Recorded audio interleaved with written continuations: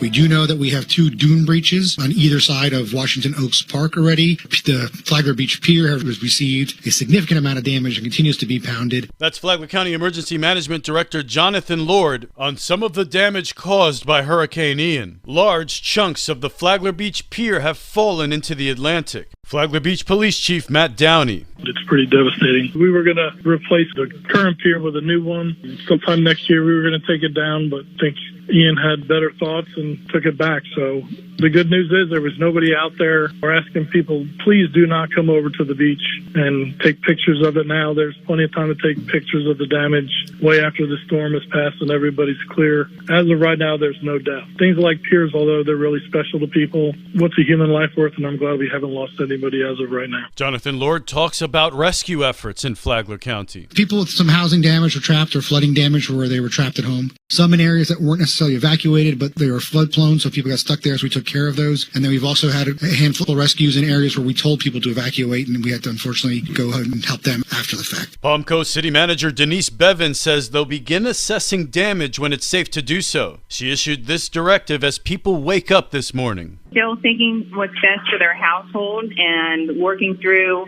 making sure that they're in a safe environment, and working towards that recovery is really what we're prioritizing, and getting out in the field to make sure we have a presence and we're there for the citizens. At one point, more than half of Flagler County residents were without power. This local news is a service of Flagler County's Toyota dealer, Beaver Toyota US 1 St. Augustine, here to wow you. The all-hands-on-deck situation in Flagler County continues as everyone comes together to help those affected by Hurricane Ian. The Flagler County Emergency Operations Center is up and running in the aftermath of Hurricane Ian that invaded the area this week, causing unprecedented flooding and disruption to people's lives. Lacey Martin is the digital media and events coordinator for Flagler County. She says the EOC is like a triage zone for survivors. We have fully operational software that allows us to see the tickets that are needed out. If there's a tree that we can get trimmed back out on the west side, we're getting that done as soon as possible. There's orders that have to be placed for supplies. There's medical supplies that are needed that are pertinent to the storm. Flagler County Sheriff Rick Staley says all hands are on deck from multiple agencies assisting hurricane victims. Everybody is there. When I say everybody, Sheriff's Office has people there, Palm Coast Fire Department, Flagler County Fire Rescue, FPL, FWC, state law enforcement is there, and the list just goes on and on and on. Shelters open in the county are Bunnell Elementary on North Palmetto Street, and also Rimfire Elementary in Palm Coast for those with special needs. For Flagler's Morning News, I'm Karen Johnson.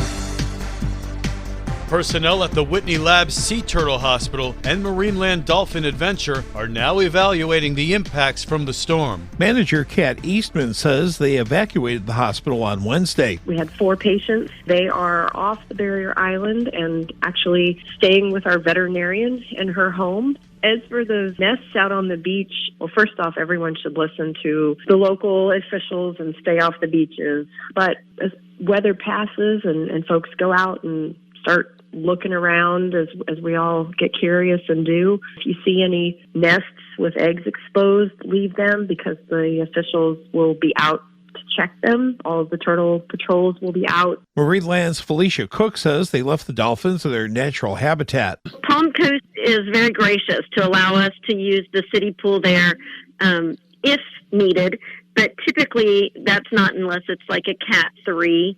They're safe right where they are. They're used to the water that they're in. The water comes right here from the ocean, where if we move them to the city pool, we have to dechlorinize it, and it's really not salt water. So they're better off right here if we can keep them here. Marineland remains closed today out of an abundance of caution. Whitney Labs is closed until Monday. For Flagler's Morning News, I'm Rich Petchke.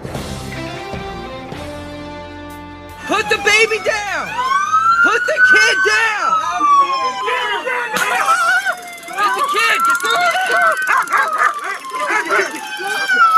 That was the sound as a Palm Coast man was arrested on charges of child kidnapping as he used a child as a human shield.